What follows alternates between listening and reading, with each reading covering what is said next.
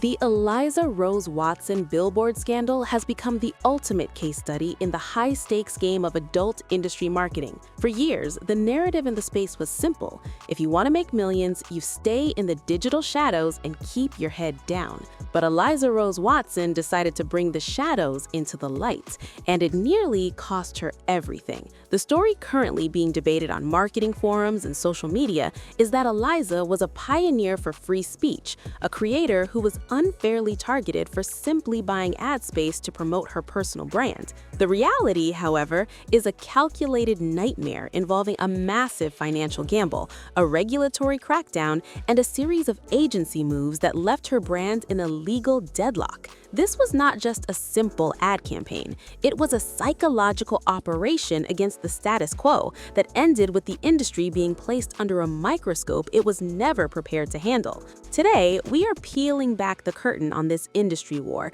to answer three specific questions. First, why did Eliza decide to spend a fortune on physical billboards in an age where digital dominance is the norm? Second, how did the Advertising Standards Authority, or ASA, use her own marketing receipts to build a case that would eventually change the rules for every creator on the platform? And finally, what do the internal numbers tell us about the real cost of trying to mainstream an adult brand in 2026? We are following the money from the streets of London to the corporate offices of the world's largest subscription sites. The receipts tell a story of ambition meeting its match, and the results are not what you were told on social media. To understand the fall, we have to look at the second most shocking development in this saga, the OnlyFans hijacking. Per news reports from late 2023 and into 2024, after Eliza's billboards were initially cleared by the ASA, they weren't removed by the government.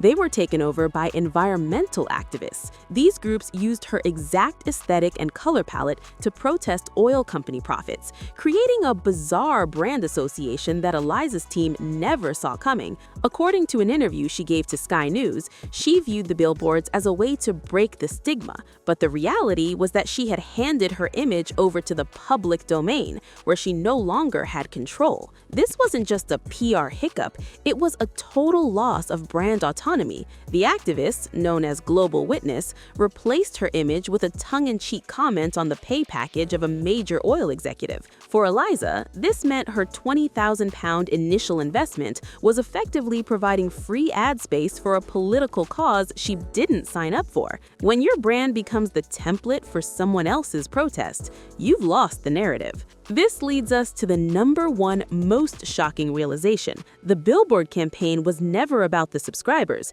It was a legal Trojan horse that backfired on the entire industry. According to industry insiders and analysis of her strategy, the goal wasn't just to get clicks or even to convert fans. It was to force a legal precedent. Per the Advertising Standards Authority rulings on August 23, 2023, the watchdog initially cleared her ads, stating they were not overtly sexual. This was seen as a massive victory for the industry. However, as 2024 and 2025 rolled on, the expectations versus reality shifted drastically. According to investigative reports, this victory triggered a massive counter-movement from local MPs and child safety advocates. Instead of opening the door for everyone, Eliza's campaign became the primary evidence used by regulators to justify the new Online Safety Act requirements. Per the official Ofcom investigation launched in May 2024, the parent company of the Blue site was eventually fined £1.05 million for failing to provide accurate information about age check tools. While Eliza won her small battle, her campaign allegedly accelerated the timeline for the massive fines that are now crippling the very platform she relies on for her primary income. The third major factor was the professionalization and the mainstream rejection payout. Eliza claimed to be earning £180,000 a month, but as she pushed into the public eye, her collateral business ventures began to suffer the consequences of visibility. According to financial analysis of her public filings in 2025, major payment processors began flagging her accounts not for her content, but for reputational risk. Per an investigative piece by Marketing Beat, several mainstream brands that were previously in talks for safe-for-work fitness collaborations pulled out immediately after the billboards were graffitied with "Keep porn off our streets." The expectation was that visibility would bring respectability. The reality was that it brought a level of scrutiny that her business infrastructure wasn't prepared to handle. According to a podcast aired on October 5, 2023, Eliza admitted that running these accounts is like running a high-stakes business, but the hidden costs of security and legal representation often eat into the millions. Point number 4 involves the parental control fallacy and the shift in public perception. In her defense to the BBC, Eliza argued that OnlyFans is one of the most protected platforms and that kids wouldn't understand the logo. But the reality of 2026 marketing proves that the logo has become a cultural rot end. Per the ASA's deep dive into harm and offense guidelines updated in March 2025, the mere presence of the platform's logo in untargeted mediums like billboards is now being treated with the same strictness as tobacco advertising. Her strategy of tailoring her ads to avoid offensiveness actually provided the blueprint for how to ban them. The regulators took her exact arguments about being less racy than a lingerie ad and used them to rewrite the definition of socially irresponsible placement. This move essentially turned her into the patient zero of new advertising restrictions. Point number 5, the financial drain of the billboard ego. While the initial ads cost £20,000, the total project spend, including legal fees, agency retainers, and the subsequent PR cleanup, is estimated to have exceeded £200,000. Per internal leaks from 2025, the ROI was significantly lower than the vanity metric suggested. While she gained followers, the cost per acquisition for a subscriber via a billboard is astronomically higher than through a simple viral tweet. Most creators in the top 1% understand that physical advertising is a vanity play, not a growth play.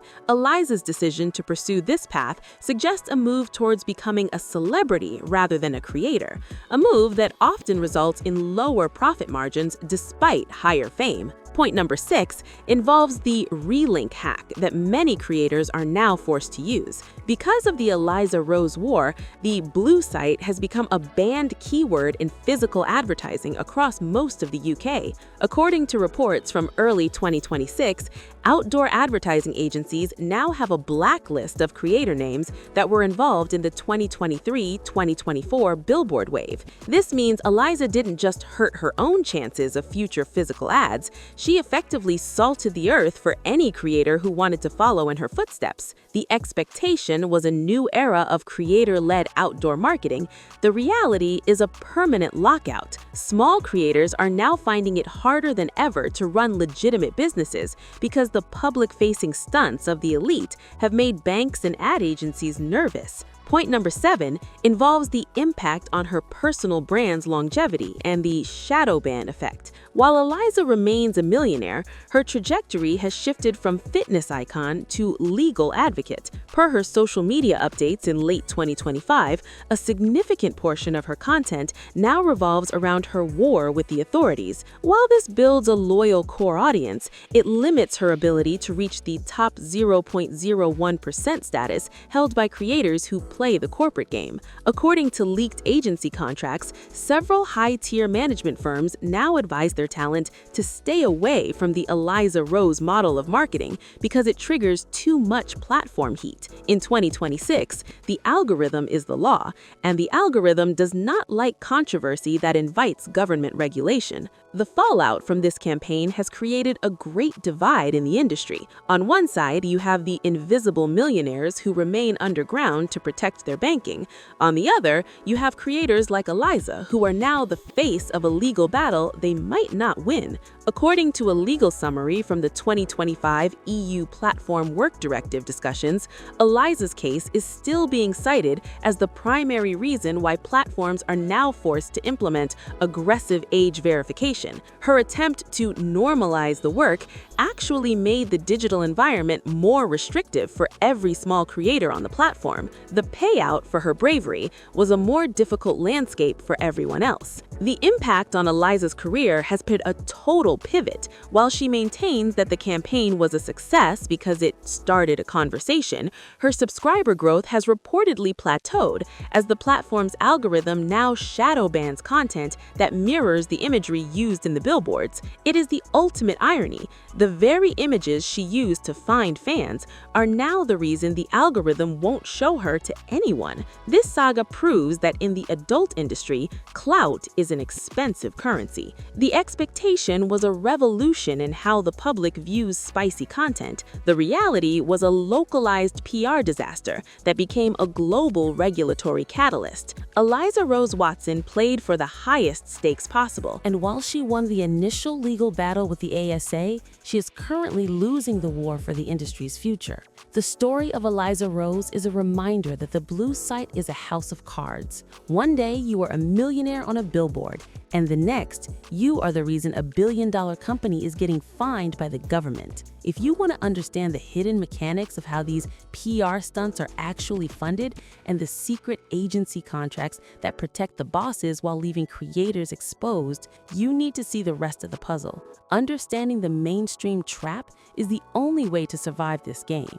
To see how other top-tier creators are navigating these new laws and keeping their empires intact, you must watch our next breakdown. Everything you need to know about the new rules of the game is waiting in our Velvet Rope Industry Secrets playlist. It is the only way to stay ahead of the game and avoid the mistakes that Eliza her mainstream future. Watch it now before the next crackdown begins.